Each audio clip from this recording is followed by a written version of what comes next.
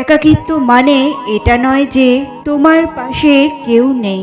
একাকিত্ব মানে সেটাই, তুমি যাকে চাও সে তোমার পাশে নেই। বেশি মানুষের দরকার নেই। স্বার্থ ছাড়া যে ভালোবাসবে আর প্রয়োজন ছাড়া যে খোঁজ নেবে। জীবনে এমন একটা মানুষ থাকলেই যথেষ্ট। আমাদের জীবনটা বড়ই অদ্ভুত। কষ্ট না পেলে বুঝি না কাকে সুখ বলে। কোলাহলে না গেলে বুঝি না নীরবতা কত শান্তির। গোলাপের সৌন্দর্যের প্রশংসা করার আগে তার যন্ত্রণাদায়ক কাটার ব্যাপারেও যেমন ভাবা উচিত, ঠিক তেমনি কাউকে বিশ্বাস করার আগে বিশ্বাস ভাঙার পরিণাম কি হবে সে ব্যাপারেও ভাবা উচিত, পরে যেন পস্তাতে না হয়।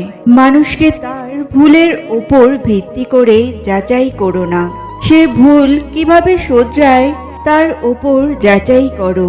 আপনি যদি জীবনে এগিয়ে যেতে চান তাহলে বধির হয়ে যান, কারণ বেশিরভাগ মানুষের কথাই অপর ব্যক্তির মনোবল ভেঙে দেয়, মন খারাপ করে দেয়। অতীতের পাতাগুলো লেখা যায় না, কিন্তু আগামীর পাতাগুলো ফাঁকা।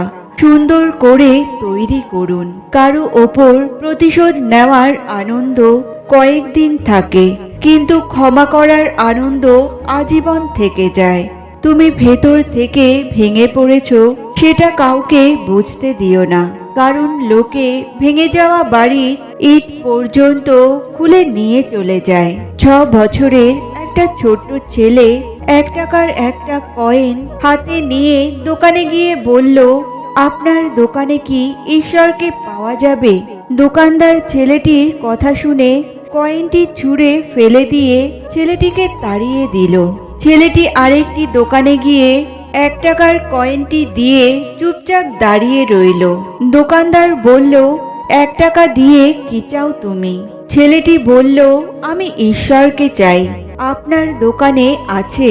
দ্বিতীয় দোকানদারও ছেলেটির সাথে খুব খারাপ ব্যবহার করে তাড়িয়ে দিল, কিন্তু অবুঝ ছেলেটি হাল ছাড়ল না। একটার পর একটা দোকানে ঘুরতে লাগলো। ঘুরতে ঘুরতে অনেক দোকান ঘোরার পর এক বয়স্ক দোকানদার জিজ্ঞাসা করলো, তুমি ঈশ্বরকে কেন কিনতে চাও? ঈশ্বরকে দিয়ে কি করবে? এই প্রথম কোনো দোকানদারের মুখে এরকম কোনো প্রশ্ন শুনে ছেলেটির চোখে মুখে আশার আলো ফুটে উঠল। নিশ্চয়ই এই দোকানে ঈশ্বরকে পাওয়া যাবে। হতচকিত কণ্ঠে ছেলেটি উত্তর দিল, আমার তো বাবা নেই। এই দুনিয়ায় আমার মা ছাড়া আর কেউ নেই। আমার মা সারাদিন কাজ করে আমার জন্য খাবার নিয়ে আসে। আমার মা এখন হাসপাতালে। মা মরে গেলে আমি খাবো কি? আমি থাকবো কার কাছে? আমি কাকে জড়িয়ে ধরে রাতে ঘুমাবো? ডাক্তার বলেছে একমাত্র ঈশ্বরই পারে আমার মাকে বাঁচাতে। আপনার দোকানে কি ঈশ্বরকে পাওয়া যাবে? দোকানদার বলল, হ্যাঁ পাওয়া যাবে। তোমার কাছে কত টাকা আছে? ছেলেটি বলল, 1 টাকা। দোকানদার বললেন, সমস্যা নেই, 1 টাকাতেই ঈশ্বরকে পাওয়া যাবে। দোকানদার বাচ্চাটির কাছ থেকে 1 টাকা নিয়ে তাকে 1 গ্লাস জল দিলেন, কেননা তার কাছে 1 টাকায় 1 গ্লাস জল ছাড়া বিক্রি করার মতো কিছুই নেই। তাই ছেলেটিকে ফিল্টার থেকে 1 গ্লাস জল দিয়ে বলল, এই জলটা খাওয়ালেই তোমার মা সুস্থ হয়ে যাবে।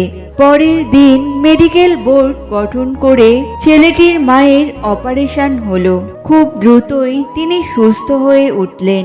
ডিসচার্জ পেপারে হাসপাতালের বিল দেখে মহিলার অজ্ঞান হওয়ার মতো অবস্থা। ডাক্তার তখন ভদ্রমহিলাকে আশ্বস্ত করে বলল, টেনশন করার মতো কিছু নেই। একজন বয়স্ক ভদ্রলোক আপনার সব বিল পরিশোধ করে দিয়েছে, সাথে একটা চিঠি দিয়েছে। ভদ্র মহিলা চিঠি খুলে পড়ে দেখল, তাতে লেখা, আমাকে ধন্যবাদ দেওয়ার কোনো প্রয়োজন নেই।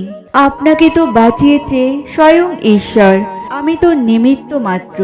বরং ধন্যবাদ দিন আপনার অবুঝ বাচ্চাটিকে, যে 1 টাকা হাতে নিয়ে অবুঝের মতো ঈশ্বরকে খুঁজে বেরিয়েছে। তার বুক ভরা বিশ্বাস ছিল একমাত্র ঈশ্বরই পারে আপনাকে বাঁচাতে। এই গল্পটি থেকে আমরা শিক্ষা পাই যে দৃঢ় বিশ্বাস দিয়ে অসম্ভবকেও সম্ভব করা যায়। আর পৃথিবীতে এখনো ভালো মানুষ আছে। যদি ভালো মানুষ না থাকতো পৃথিবী ধ্বংস হয়ে যেত। ঈশ্বরকে খুঁজে পেতে কোটি কোটি টাকা দান করতে হয় না, বিশ্বাস নিয়ে মন দিয়ে খুঁজলে 1 টাকাতেও পাওয়া যায়।